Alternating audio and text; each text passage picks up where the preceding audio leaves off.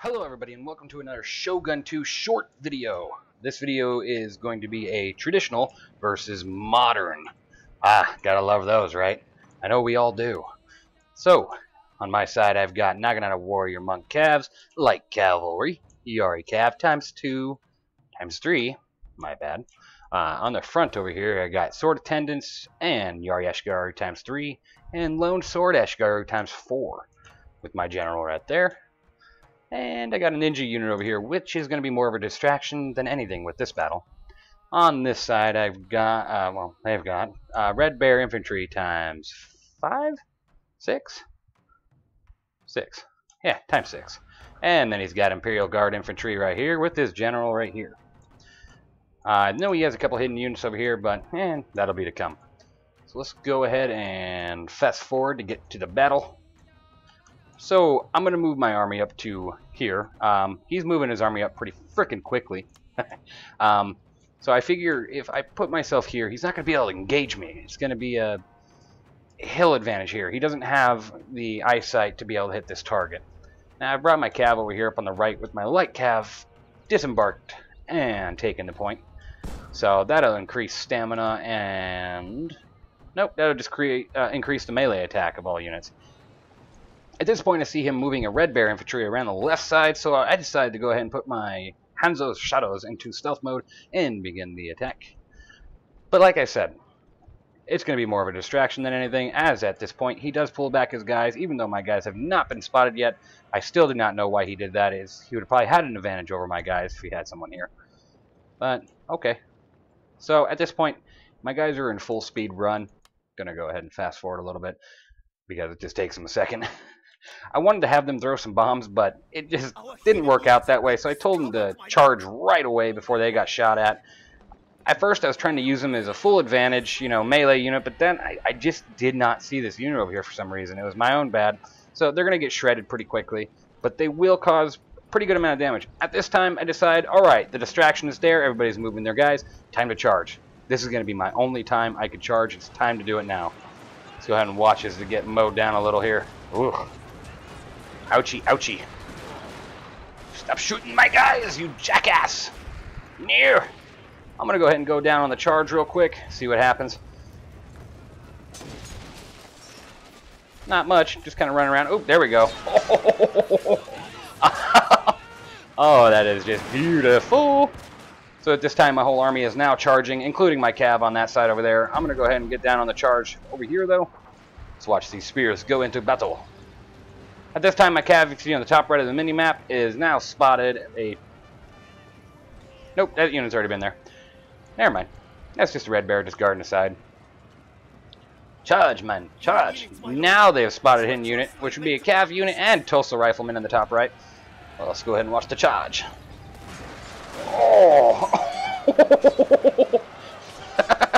Brilliant. Let's watch the charge here. Oh my god. Oh man, this unit's already starting to waver, but that's just a Yari Ashgaru. They tend to do that. Let's go ahead and watch this Lone Sword hit this line that is not ready to fire. Oh my god. The amount of chaos just going into each one of these lines is nuts. I bring up my general and go ahead and put him in stand to fight right on the middle of the line too, so he's going to be in combat. I did this so they would have the best morale and they would stand up against these, modern units. Over here on the side, my cav has already demolished his cav, which was a Yari key and a carbine cavalry. Now they're taking care of this Tulsa Rifleman unit, which is falling quick. As you see, I'm taking some casualties, but his unit wavers, so I'm going to go ahead and rush this cav for his general and into the back of his guys over here. Let's go ahead and watch the charge.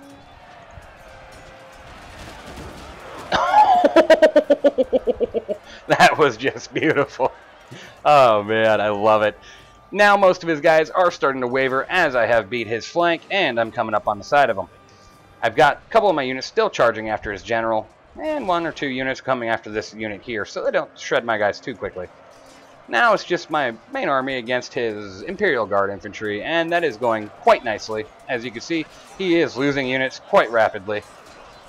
He's already at 102 and dropping very quickly. At this point, I do lose my Yari Ashgaru unit, which does suck, but in the end, it's a Yari unit.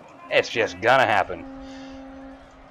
But I do beat his Imperial Guard Infantry, which does have the best melee attack out of any one of his units, so that is a total victory in itself. Over here you can see his general is wavering, and he has a Red Bear unit that is gone too. His general has been taken out of play, and he has a Red Bear unit over here that is full force but running. Man, that's horrible. As you can see, this battle started and it ended. It was a very quick battle, but it was one hell of a gory one. So real quick, I'm going to talk to you about modern versus traditional. Or traditional versus modern. How about that? Yeah. So traditional versus modern. What I did here was I created a distraction by charging a unit in, which focused his guys to shoot on them, which also made him reorganize his units because he just was not sure what to do. He saw that it was a very powerful unit, so he backed his guys up. So I charged my guys in. At that time, when they're reorganizing like that, they cannot fire at all. They have to stop to shoot. So as long as they're moving, you are in the clear. Remember that when you're facing a modern unit. Also, don't forget to bring a lot of cav, because they tend to bring cav too, and their cav is stronger than yours most of the time, unless you got ranked cav. As you can see, they obviously weren't strong enough for my guys, but that's because I brought more.